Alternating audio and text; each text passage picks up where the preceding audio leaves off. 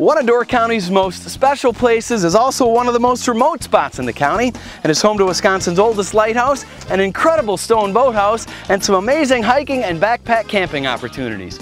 That place is Rock Island State Park. I'm your host, John Jarsch, for Explore the Door, and today we're about to learn all about it.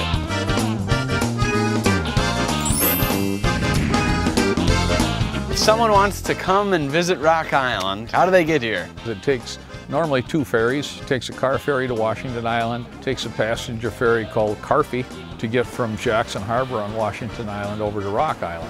The Carfee began service in 1967, so we take 49 passengers, that's the maximum load, campers as well as hikers and day visitors. We don't let cars out here. We don't even have bicycles out here, so everybody's on foot. When you arrive on Rock Island, the first thing you probably are going to see is the grand boathouse or Viking Hall. Chester Thordarson built that. He was an industrialist, manufactured and invented electrical products. He was also a foremost bibliophile, collector of books, and collected over 10,000 volumes, many of them rare, which now are with the University of Wisconsin. But he also was owner and developer of Rock Island from 1910 through 1945. The boathouse, he called it the jewel of the lake. Now this is a fireplace. Thordarson was Icelandic by birth, but I think it's a mistake to say that his buildings had Icelandic influence. I think if anything, they show somewhat of a Mediterranean influence. A massive stone using natural materials.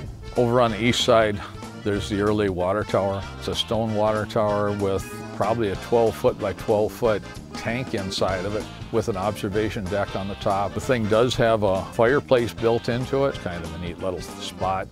It never was used, but it was the first stone structure that he built before he abandoned that side of the island in favor of the more sheltered waters of the west side.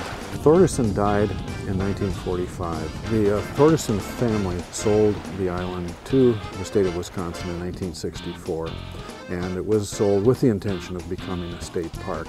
And has remained so ever since. Tell us about the cemeteries that you have here in the park. The southern one is down in the campground. Chester Thordarson is buried there. Up by the lighthouse, we call it the Lighthouse Cemetery. David Corbin, who was the first lighthouse keeper on the island, is buried there. We have thousands of people come from all over the United States and the world to see the lighthouse. Tours are free, staffed by volunteers. They give you the history of the lighthouse, show you the whole lighthouse, let you go all the way up into the lantern room so you can look out over Lake Michigan. Well, if you get over to Rock Island, I highly encourage you to make sure to include a stop at Potawatomi Lighthouse. The view from the lantern room up here, incredible. Rock Island is listed as 912 acres. It's a real clean environment, 10 miles of hiking trails. Of course, it's a real popular place for kayakers and canoers and boaters. One of my favorite trails is the Fernwood Trail that cuts through the center of the island. The northern 3/4 of Rock Island is uncut. It's old growth forest. It's protected as a state natural area. They're pretty easy to walk, but that one is a little more strenuous because it's got a little more elevation through the hollows of the center part of the island. If you're planning to camp on Rock Island, you'll want to bring pretty much everything you need with you. The closest campsites are half a block from the dock, and the farthest ones are half a mile or more away.